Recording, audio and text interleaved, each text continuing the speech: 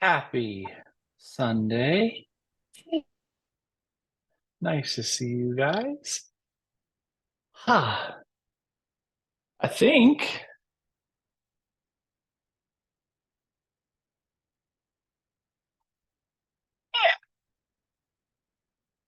let's start seated. That looks like the unanimous vote. So let's do that.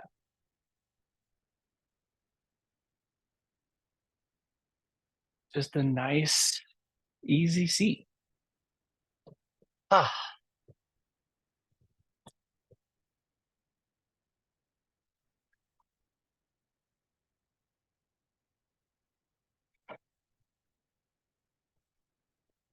And I think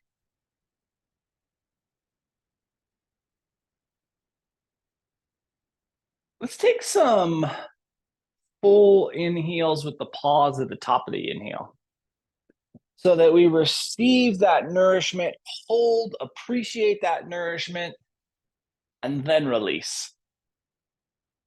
Really giving ourselves this opportunity to feel the nourishment of the breath and like integrate that nourishment of the breath and then flip over to that exhale side.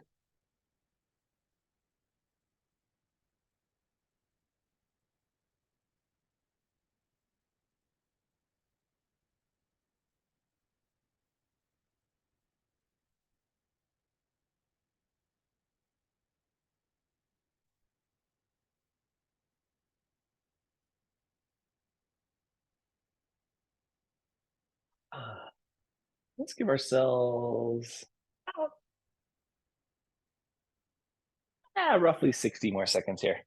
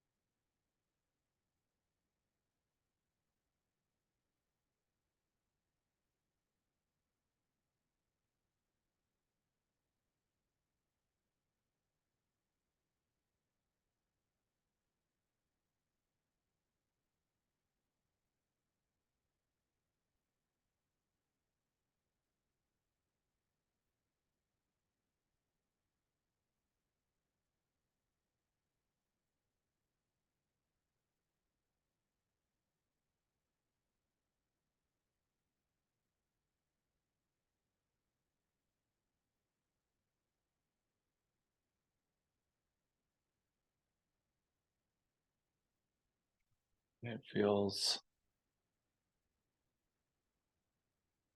appropriate. Let's let our chin tuck down to our sternum.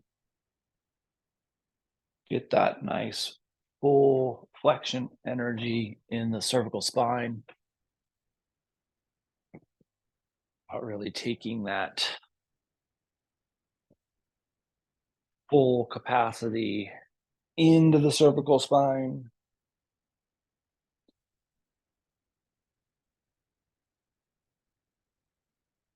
And then we'll lift our chin back up towards the ceiling.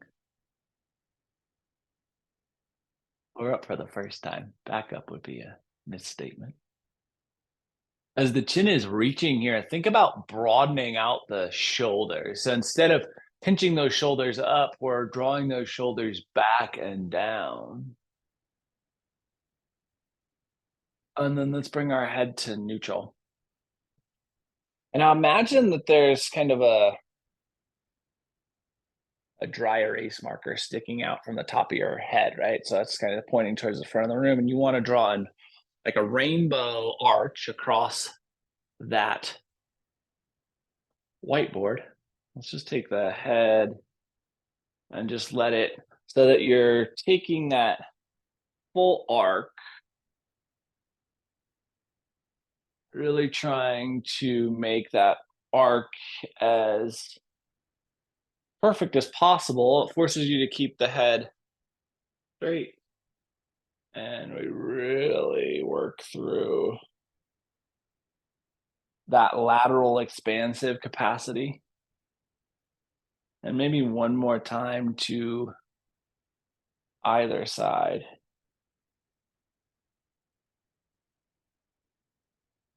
And then we'll come back to neutral when we're done. And let's transition to hands and knees, tabletop. Because we have so much of that neck movement, that neck play here, it can feel pretty hard to hold the head in tabletop. Think back to child's pose and try to find a place where your head feels supported. You can use stacked hands. You can use the mat. You can tuck the chin. But really find the place where cervical spine feels happy. And we can let that musculature rest and integrate the space we've just created.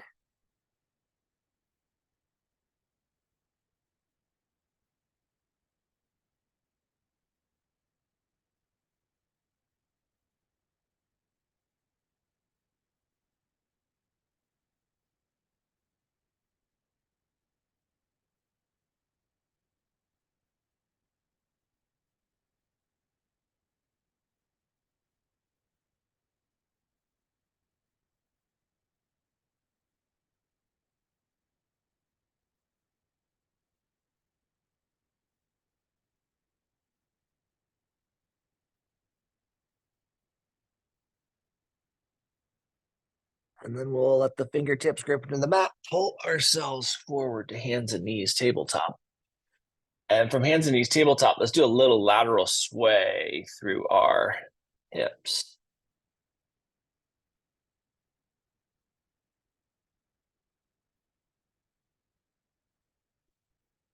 Seeking to get into as much of this lumbar centric, trunk centric, lateral soft tissue as possible. So you're really thinking about pushing those hips to their fullest range as you move while anchoring from the shoulders. So really trying to keep the shoulders static and adding that dynamic movement to the lower half of the body. And then let's come back to tabletop and sink back into child's pose once again. And then move your right hand to the middle of your mat. So right arm, right hand to the middle of your mat. Palm probably up makes the most sense, but if palm down feels best for you, just think about your shoulder here. And then we're going to turn our gaze so that we can look past this left elbow bend. So right hand extending out, left hand pulls back into that 90-degree bend space, and give yourself that little rotation.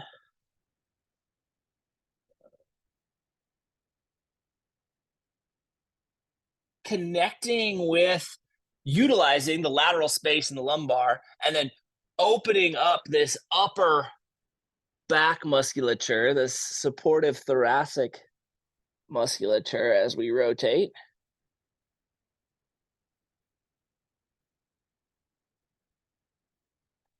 And then we'll come back to a traditional tabletop. So however it feels most appropriate for you to get back into that setup. When you get here, just think about recreating your foundational tabletop, that sound structure of stability that is tabletop. And then let's sink back into child's pose once again. Right elbow will bend, left elbow or left hand comes in the middle of the mat, extending straight out in front of you. Palm up probably makes the most sense, but listen to your shoulder. And then we're gazing to the right beyond that right elbow crease. Same time, sinking back into the tailbone. The more we can sink into the back of this shape, the deeper that upper back expansion becomes.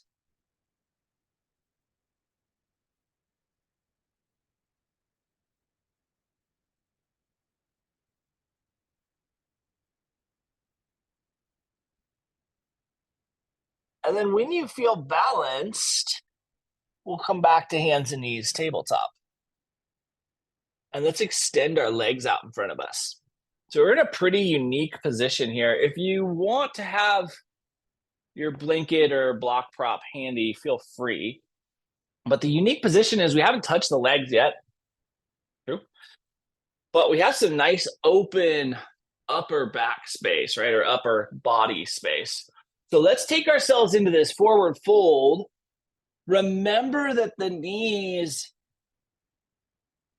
or the hamstrings are the obstacle we're trying to avoid, right? The knees are the key to bypassing that obstacle and really try to get into the expansiveness of this upper torso that we've created.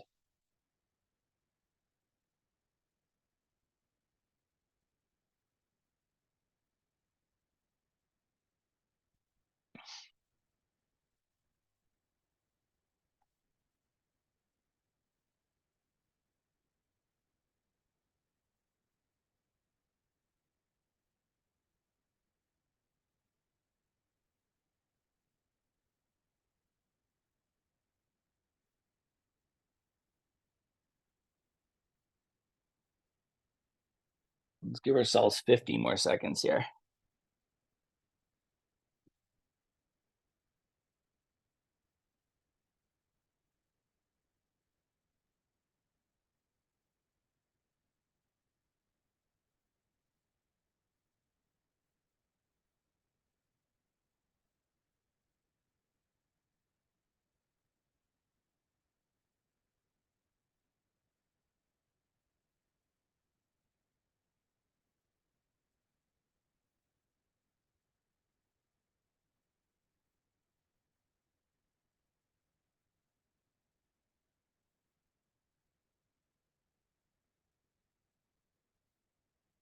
And when you feel appropriate, we'll walk ourselves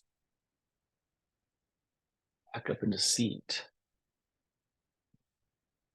Let's grab our blanket prop, potentially your blocker book prop, but probably not. And then I'm going to go from shelf fold to hot dog fold to potentially a second layer of hot dog. And that's going to come across our mat so that it is on that back third and running against the width or the length of the mat. And then we're just going to bring the knees to neutral, let them fall over to the left, let your left hand extend over the blankets. And we're headed down here looking for the middle of the rib cage to find its way onto our blanket space, kind of the lateral space that would connect to the thoracic joint. And then the left hand that's extending above can be palms up if that feels appropriate. You have a lot of choices with your right hand. Right hand can stay kind of planted around shoulder level for some strength, some additional stability, and some lightening of the pressure. You can also extend that right hand so that joins the left, or take it behind you. All of those are going to offer different interactions in this prop. If you're getting in and you're just not feeling like this is enough and you want to add more bend, you could use that block or book to get a little more depth into the shape here. But that is not certainly not necessarily beneficial and potentially detrimental to the expansiveness. So choose the right shape that makes your body feel like it is expanding here.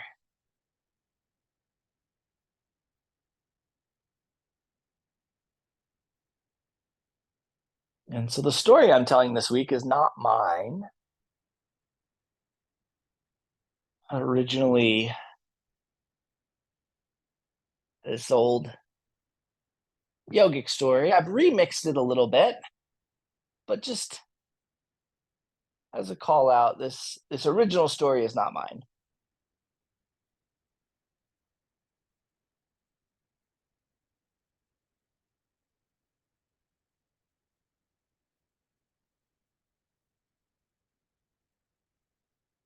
And so there's this old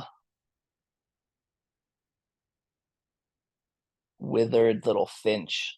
Feathers are kind of tattered up. And it's having a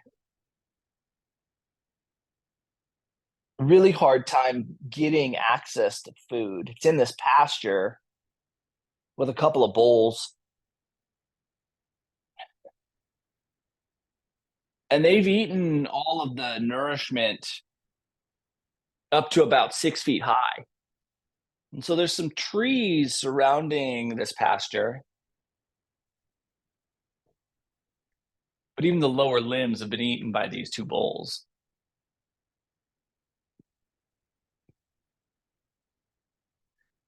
And so as these two bulls are just kind of wandering around in this pasture, they're watching this finch struggle.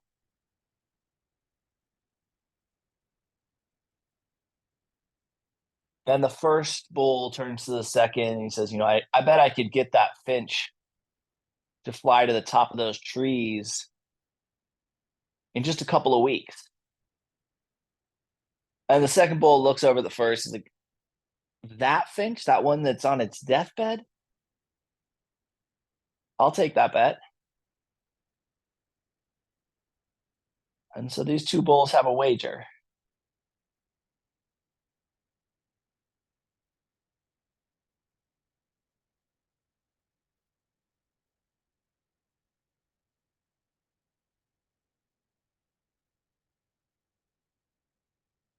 We'll give ourselves about 25 more seconds here.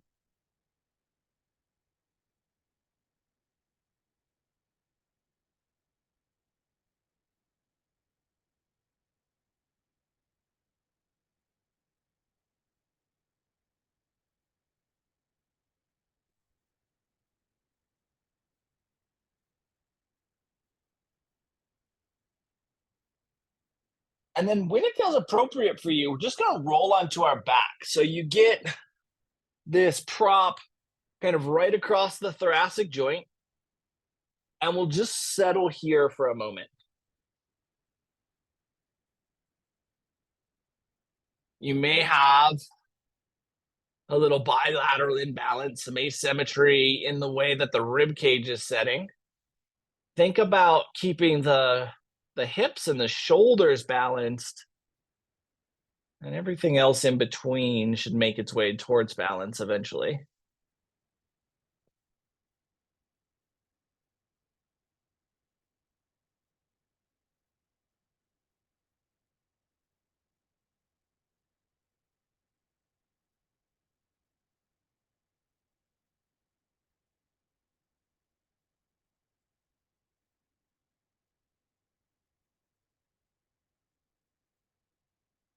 So this first bull goes over to the finch.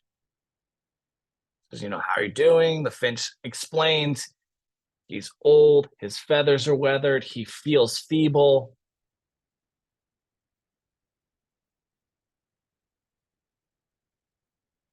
The bull says, well, I have good news for you.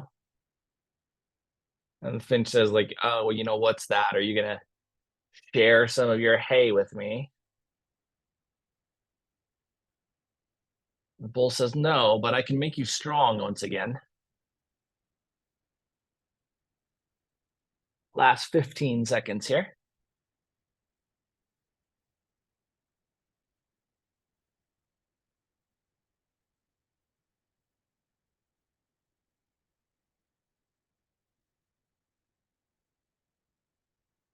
And when you're right, we're going to let the knees fall over to the second side, that right side. Extend that right arm out and overhead, and then let your left arm come into a place where it can be supportive once again. Right? We're just finding the appropriate position for our left arm to be supportive of this rib expansiveness.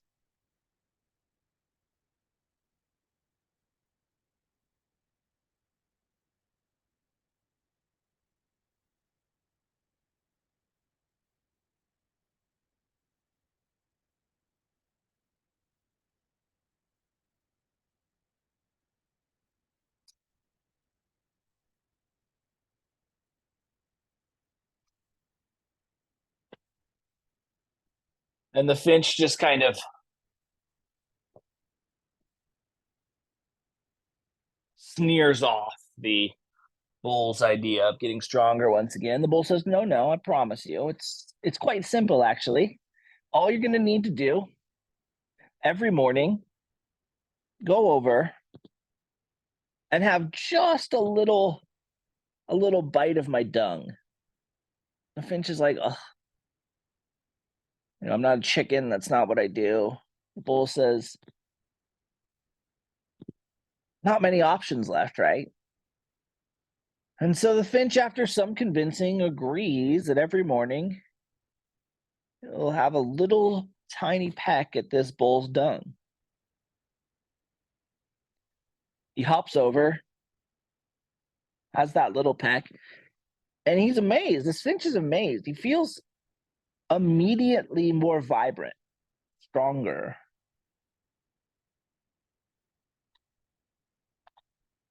And lets out like a little chirp and flusters out his wings.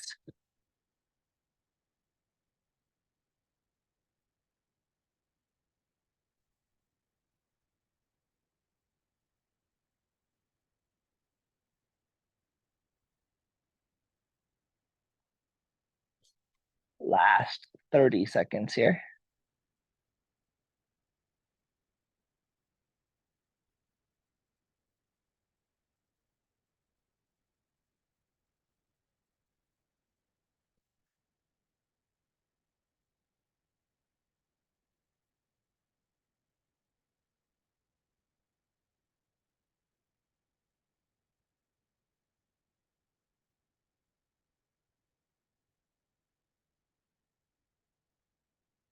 And when you feel right, we're going to use that left hand to press ourselves up into a seat. And from seat, if we have a block, we're going to place that at the top of our mat, very top of our mat. And with the blanket, we'll go back to shelf fold and then just half fold that hot dog style. And that'll run behind us like this. If you are using two blankets, then we'll just take one of them and fold them into that block-like shape. And if you're using one, you can go long fold, hot dog style, and then get yourself into a shape similar to this. So whatever feels best for you, we'll get that set up. We're not going to use that in the exact moment. So we are first going to head into a forward fold. And now again, no leg expansiveness, right? We've done our one forward fold, which if you didn't transcend the hamstring could be considered some leg expansiveness, but really torso centric.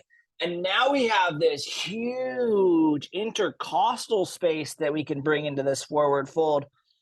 The structure of the torso has been expanded, and now we can really play into that soft tissue.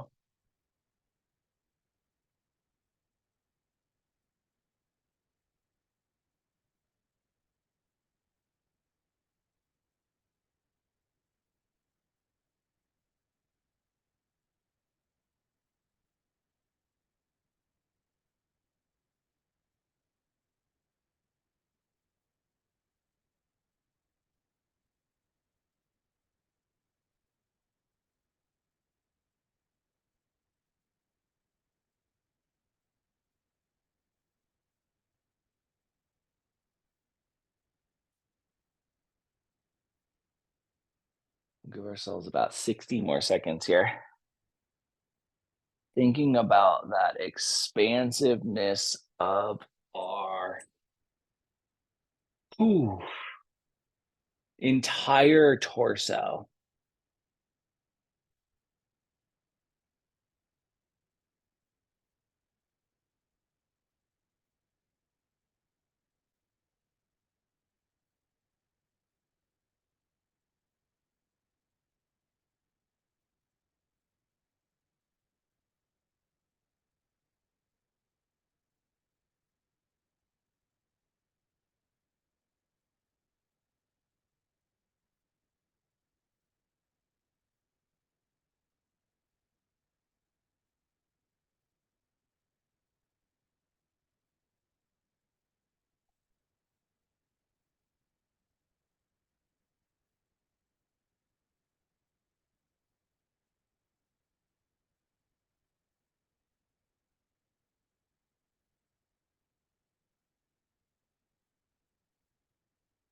And when you feel appropriate, we'll walk ourselves back up into seat.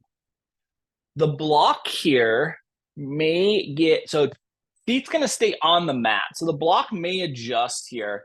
We want it to give the head a little additional lift.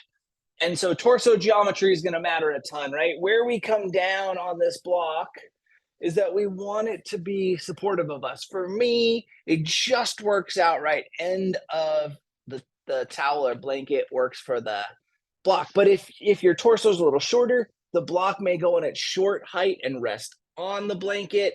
If your torso is a little longer, you may end up with a little bit of a gap in between, but the head is being supported here. Arms are going to come down by our side, and the toes are going to roll out for the moment towards the edges of the mat. So we get that little femoral external rotation. And we just breathe.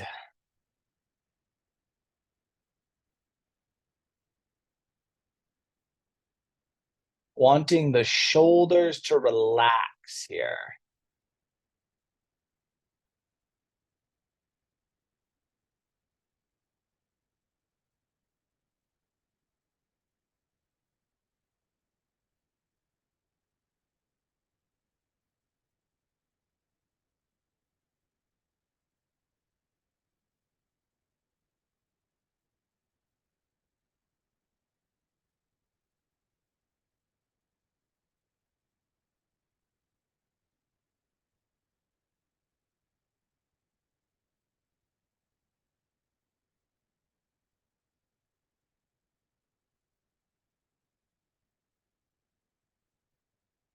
So the next day, this little finch hops over, has a little peck at this dung, and it feels even stronger. It flaps its wings, and for the first time in months, it leaves the ground. It flies up and it lands on this first row of barbed wire surrounding the pasture. It's like 2 feet off the ground, but it's looking down at the pasture, something that it hasn't even imagined doing in quite some time. And it lets out this little chirp, and it's just so excited. It looks over at the bull and it kind of like nods. And the first bull looks at the second and kind of gives him a little like, huh? What do you think about that?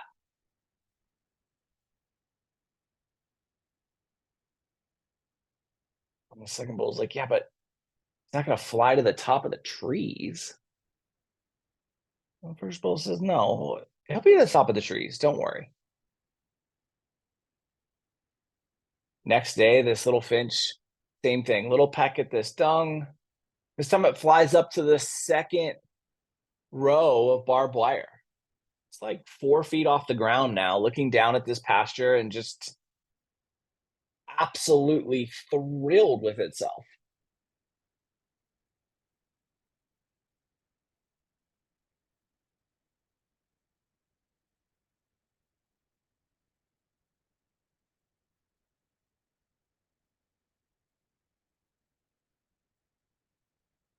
About 60 more seconds here.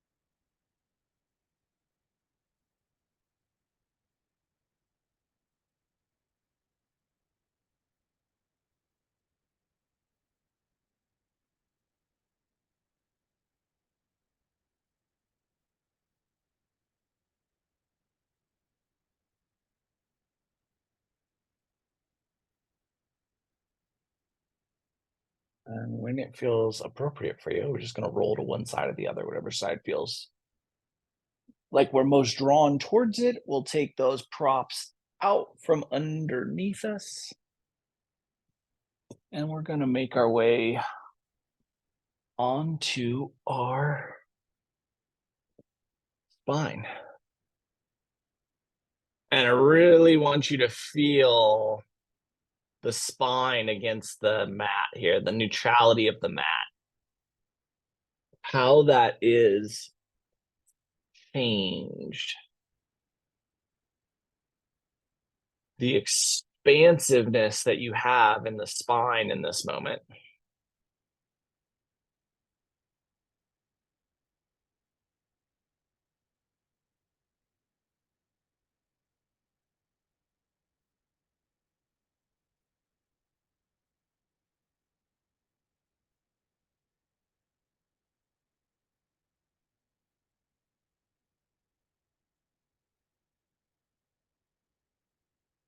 And then we are going to extend our right leg down the mat. Pull the left thigh in towards the rib cage. Give yourself a little squeeze here. We want the compressiveness in that anterior hip crease, so we're aiming to deeply compress that hip crease.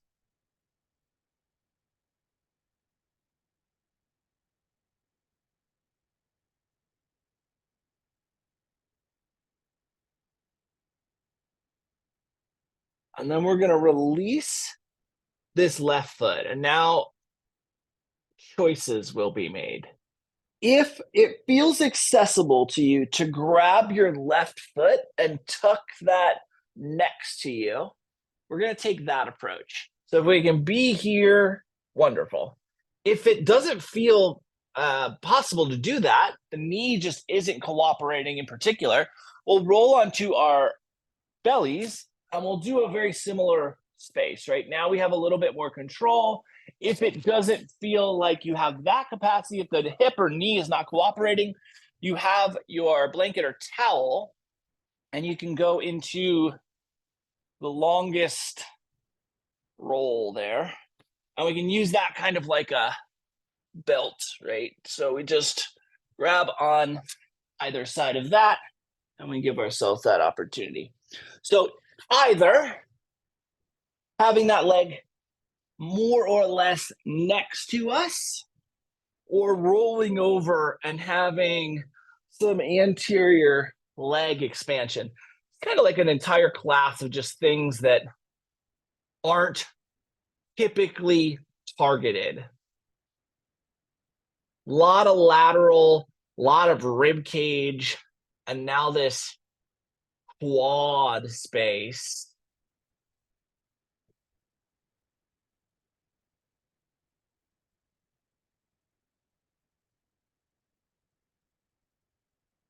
And especially when we target things like big musculature sheaths like the quad, where we don't often put it under this much expansive desire. Tension might be another way to describe that. There can be a lot of sensory signaling, right? Really push into your ability to slow your respiration rate as a way to control the signaling coming from that musculature sheath. Like the slower you make your breath, the more calm you make your nervous system, the easier these shapes are.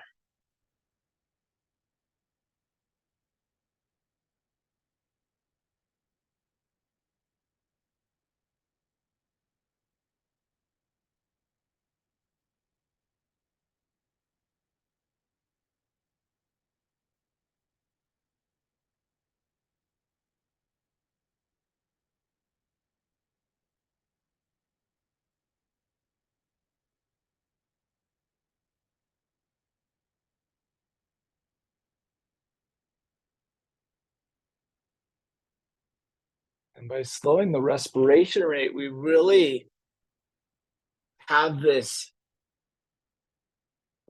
immersive experience of choosing how we experience sensation, right?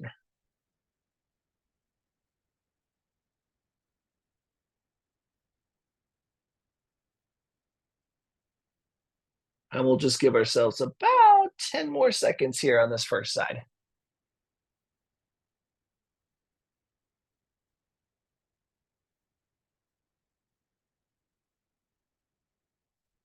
When you're ready, we're going to extend our leg. So if you're on your belly, feel free to stay there. If you're on your back, we're just extending both legs down the mat. So either way, legs are extended and mirroring one another, although you may feel some significant variance left to right.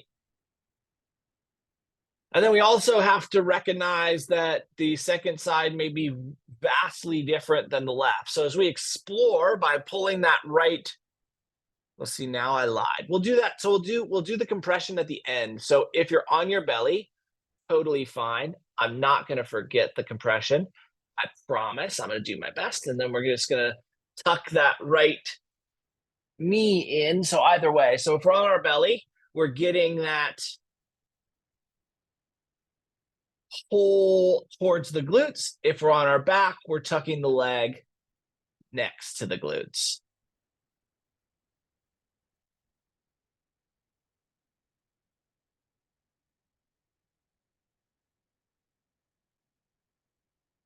So a few more days pass, and this finch does the same thing every morning. This little peck at this bull's dung.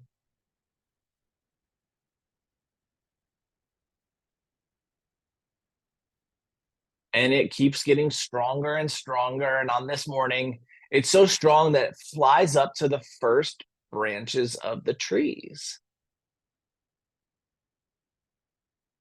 And it is now looking down at this pasture from like 8 feet in the air, and it is thrilled.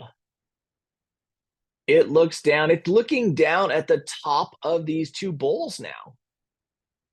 First bull kind of nods over to the second, like, see, I told you.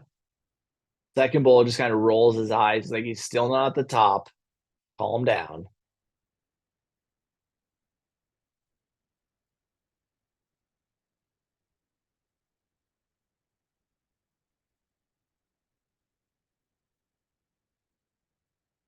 And just that reminder of the opportunity to slow down the breath, ease the experience of the sensation.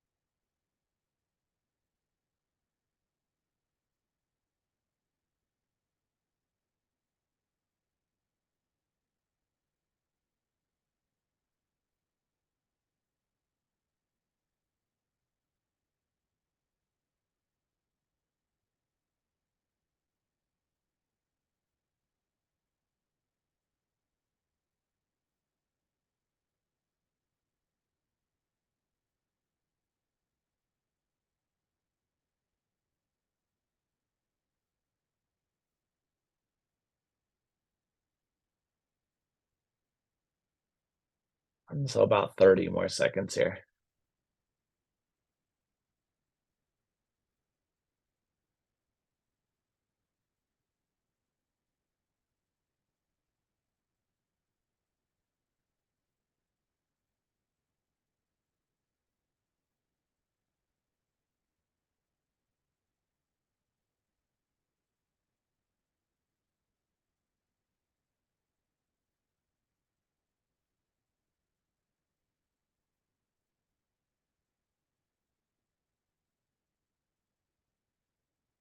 And when you're right, we'll extend that right leg. If we're on our bellies, we're going to roll over onto our back.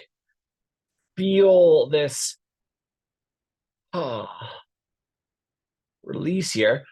Let your feet come out just a little bit wider and let the toes come in. I promise I'm not going to forget that compression on the right hip, so don't worry.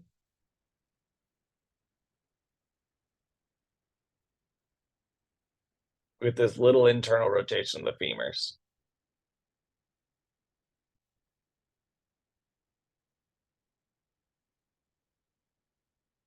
And then we'll release the feet back to neutral and pull that right knee in for this second side compression.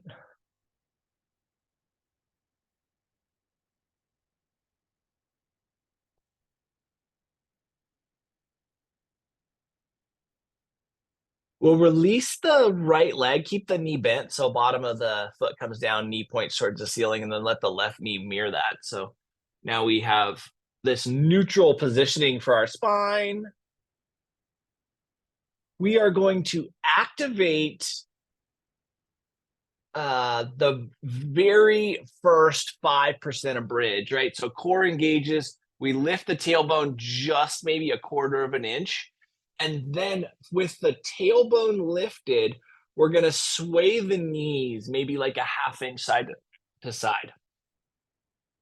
And as the knees sway, the tailbone, because it's not anchored, follows. But we want the shoulders and the even all the way down to that thoracic joint, upper back, really anchoring you here. So knees are the mechanism of movement. Tailbone is following that mechanism of movement.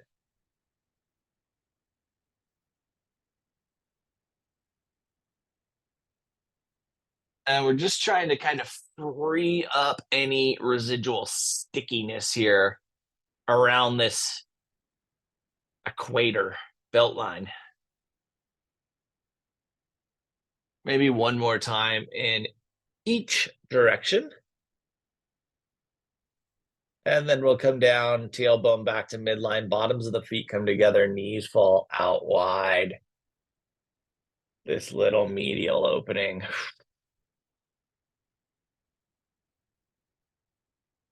Roll that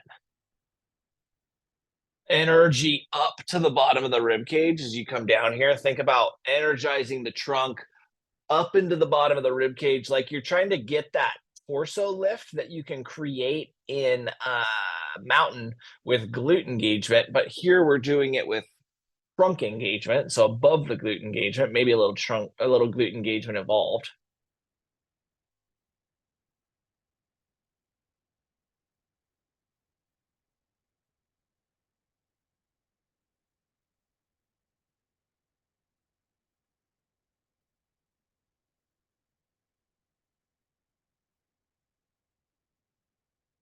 And then we'll bring our knees back to neutral.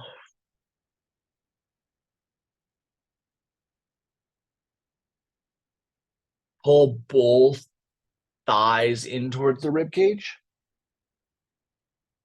Give yourself that nice full compressive squeeze here.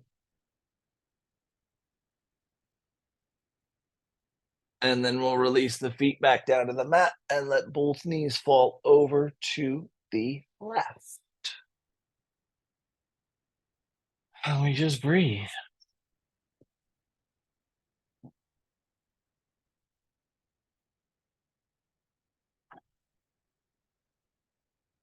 Fluid, easy, full breath.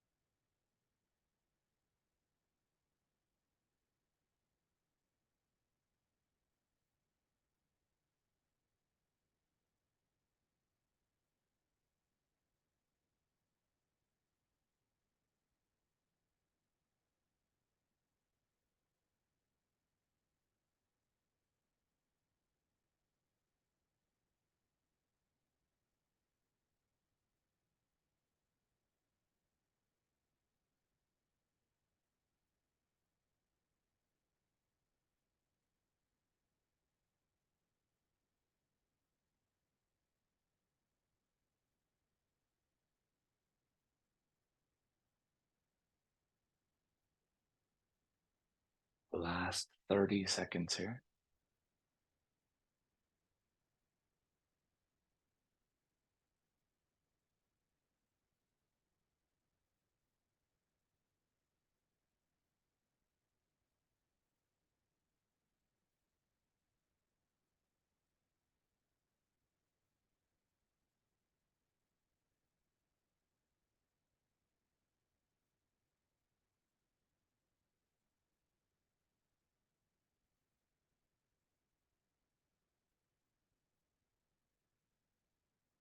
When you're right, when you're ready, knees come back to neutral. And then we'll exhale and let the knees fall over to that second side. And we settle here.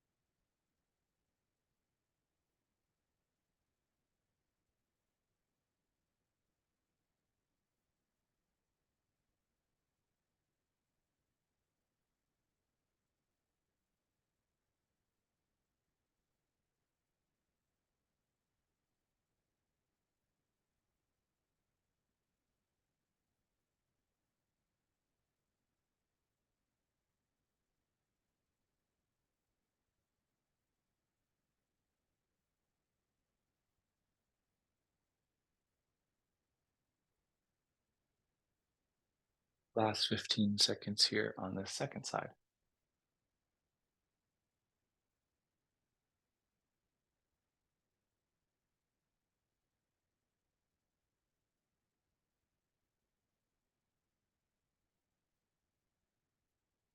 When you're right, when you're ready, knees come back to neutral.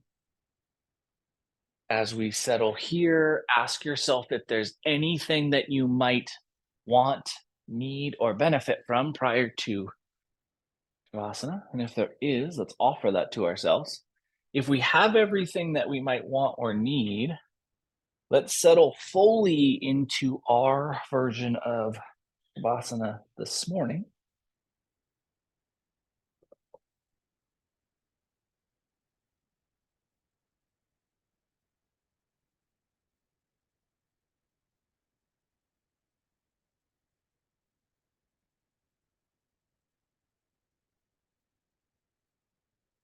And we'll just fully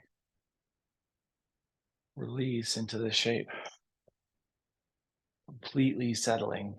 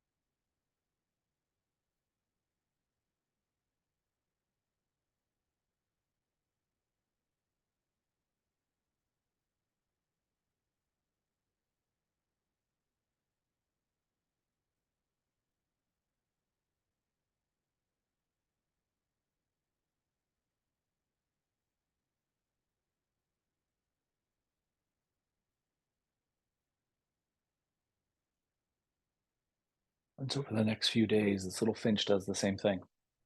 Flies down, has a little bite of this cow's dung, and then flies up as high as it can. And on this particular morning, it flies directly up to the top of this tree. And it is ecstatic. It's flapping its wings, it's chirping, and it's looking like robust and plump. And the first bull turns to the second and says, "Well, time to pay up. I get your hay ration for the day." And just as he says that, this farmer sitting on the porch sees this huge finch sitting on top of this tree, squawking. He picks up his rifle, he shoots the finch dead. And the second bull turns to the first and says, "What the heck was that?" And the first bull says, "Well, I said bullshit could get you to the top. I didn't say I'd let you stay there. We'll start to bring some movement to our fingers and our toes, to our wrists and our ankles, elbows and knees, shoulders and hips, neck, head, jaw, eyes, tongue, entirety of the body moves and explores the space around you. And eventually we'll use that movement to transition from the shapes we are in and return ourselves to a seat. And in this seated space, we'll find ease in our seat, spine vertical, breath fluid, eyes closed.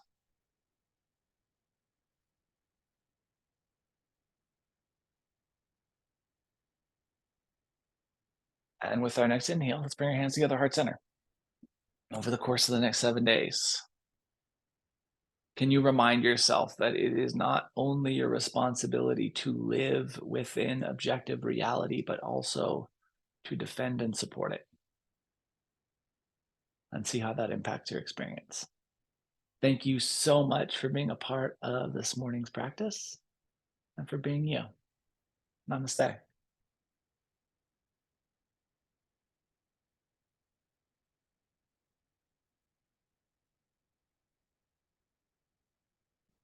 Happy Sunday, guys. Appreciate the heck out of you being here. Hope you have a beautiful rest of your day. I'll be back tomorrow night if you want to move, and we'll do this again next Sunday. Love the heck out of you. Mwah.